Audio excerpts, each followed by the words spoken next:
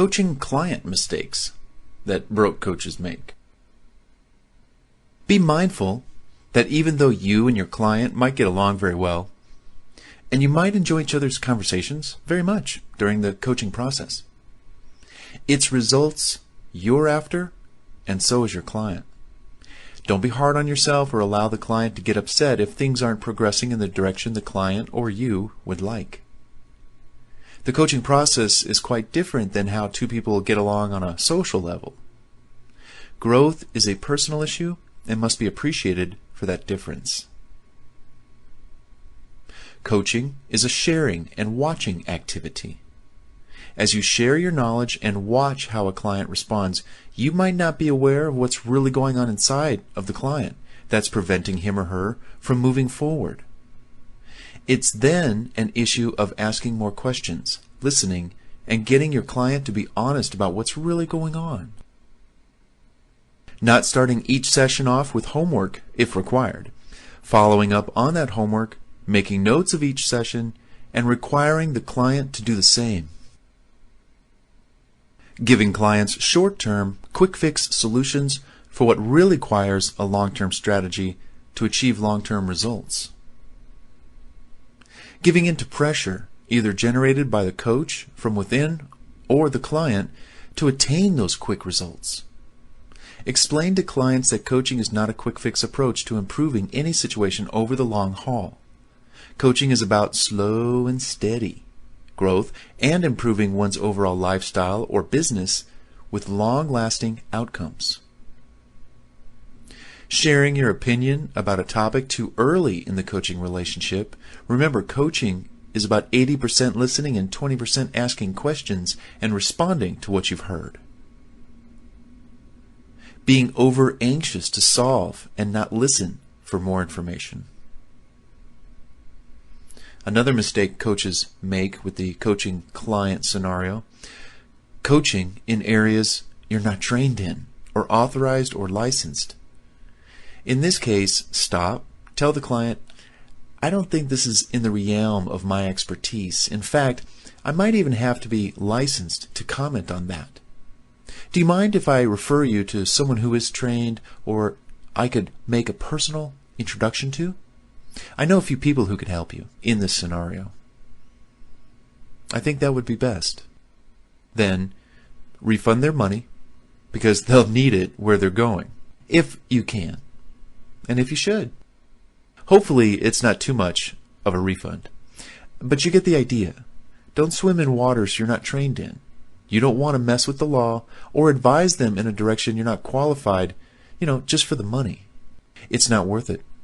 Stay within what your coaching contract says and that you're able to coach on and no more.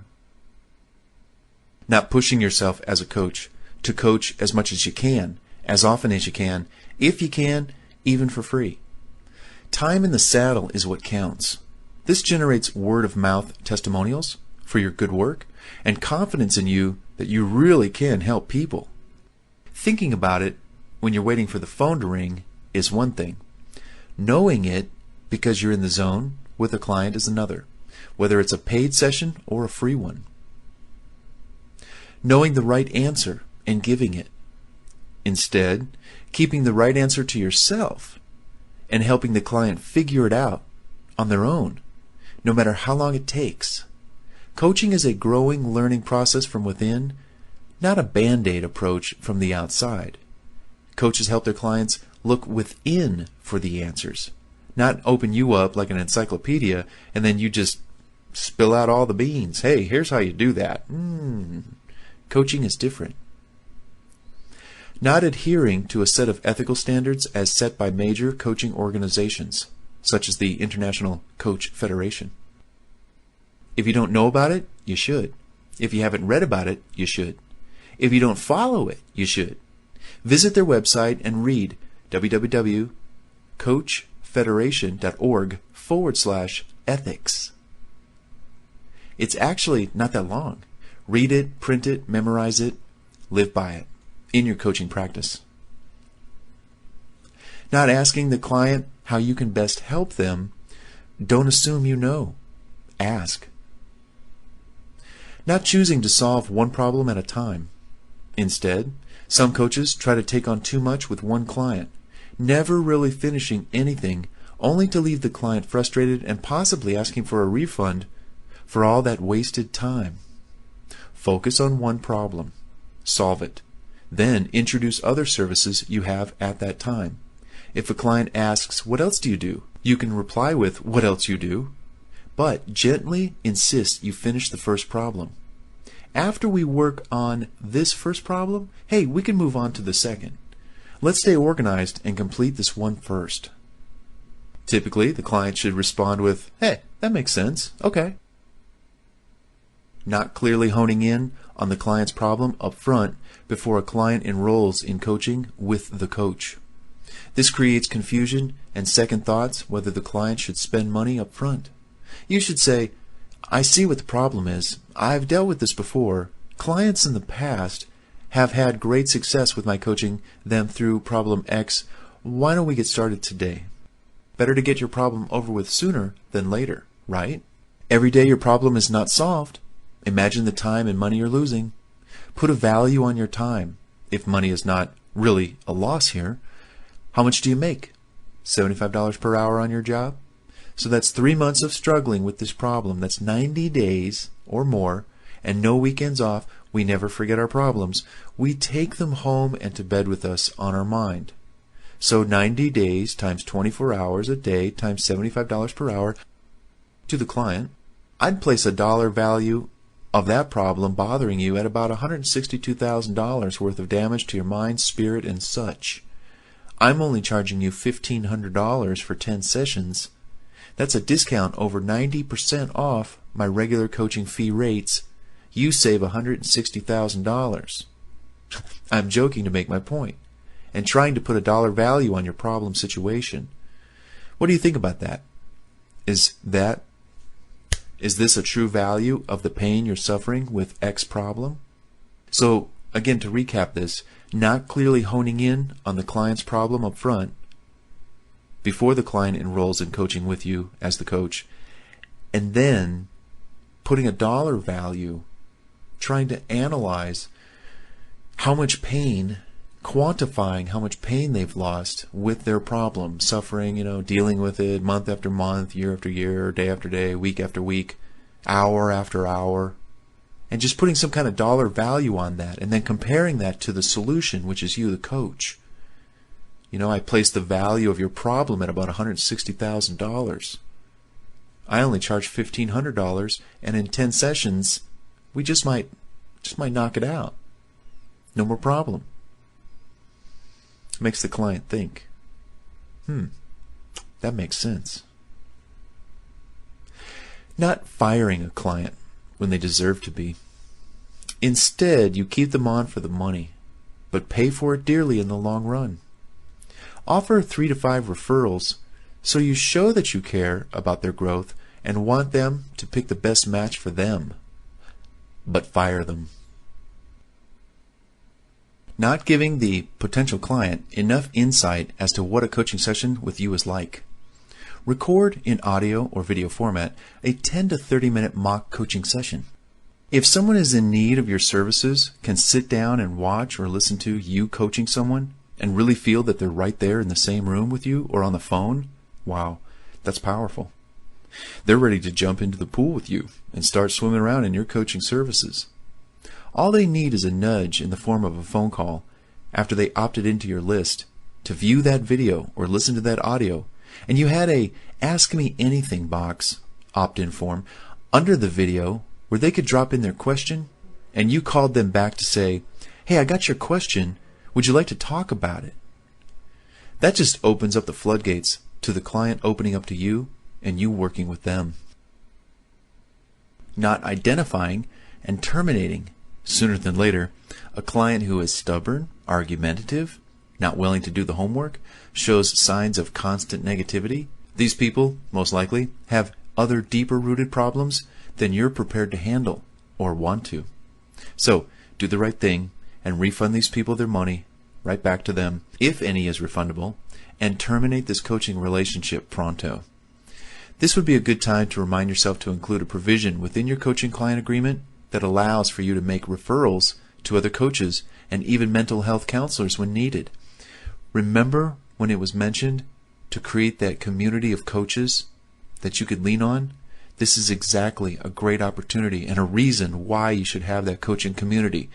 You know, if you were to find 20, 30, 40, 50, 100 other coaches in an organization, through a community of coaches that complement what you do, they do other kinds of coaching, you know, whether it's financial, business, personal, life, health, fitness, whatever. The point is you would have an arsenal of coaches that you could recommend on the spot. So go out and build that community, and if there isn't one, go build one yourself. Invite other coaches. They too will see the benefit once you tell them why. Hey, we got to pull together. I may get a client that I can't handle. I would love to turn them over to you. If you can help them and you can make the money. And you know what we can do together? We'll have referral fees. So if I refer you business, you give me a percentage commission for the referral, and I'll do the same. We'll keep each other in business. How's that? Wow. I see a bunch of coaches just saying hooray to that. Not recording your coaching telephone calls.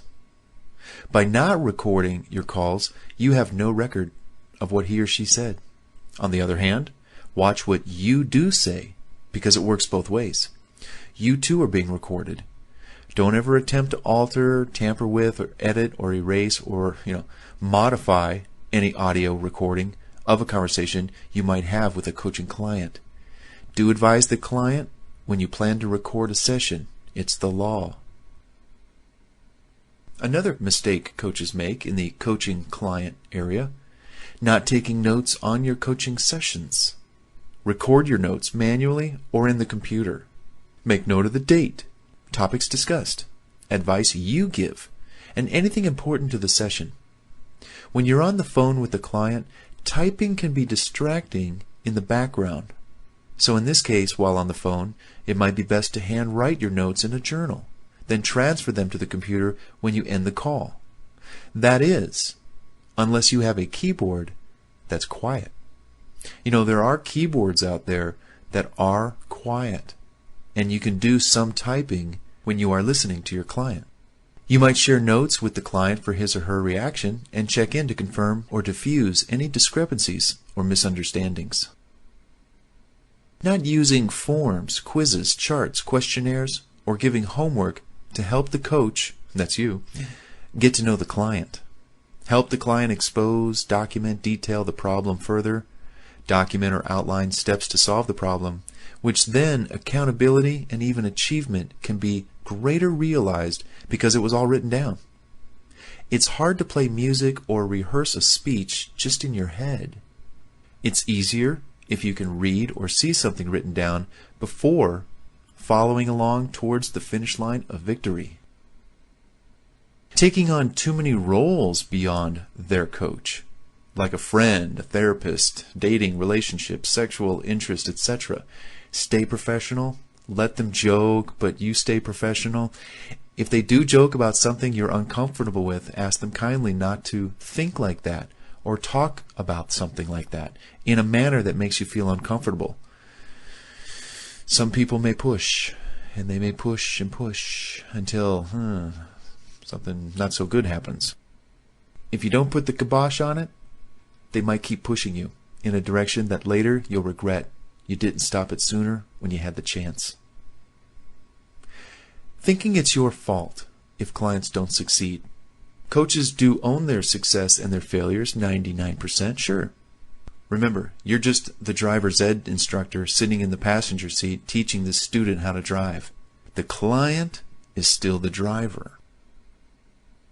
Not defining communication roles. With so many ways for people to communicate today, you don't want them knocking on all your doors and windows trying to talk to you or get a hold of you. You're a paid coach for hire. So state in your contracts how clients can contact you through methods such as email or telephone or both, or another method. There should be no texting unless it's an emergency for either parties, and the only way to communicate when running late when there's a bona fide emergency. For example, the text would say, "I can't call you right now, so I'm texting you to say I need to reschedule our time due to a family emergency." Otherwise, you could get drawn into 20 or 30 texts per day from several clients. No texting. No instant messaging. Skype and others should be turned off. Log out of your social media accounts when not in use. Log in, do your business, and then log out quickly. A client should have only contact information that you have set up for them and rules of engagement.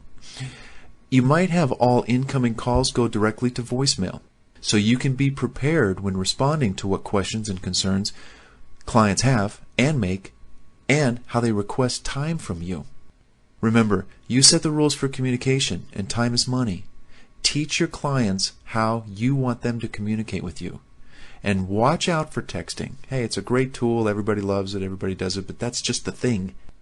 A client pays for your phone time. Let's say, for example, are they paying you for your texting time? Seriously, I've had clients just get on a roll, 20, 30 texts. They just don't stop until I ignore the text, or I say, hey, I got to run, or it's dinner time, or something. You get the idea here. This kind of information should be mentioned in your contracts and be understood up front. That the only reason for texting would be for emergency only, or notification, I can't make it, I just got into a car accident, etc. Overpromising results. Many coaches make the mistake of overpromising results. It's better to underpromise and overdeliver. But you knew that. Deliver what you know you can, and then actually offer and provide more if you can. Let the client's expectations be exceeded, only unexpectedly. Wow, I never knew I was going to get this much coaching and this kind of outcome. Wow, you surprised me, coach.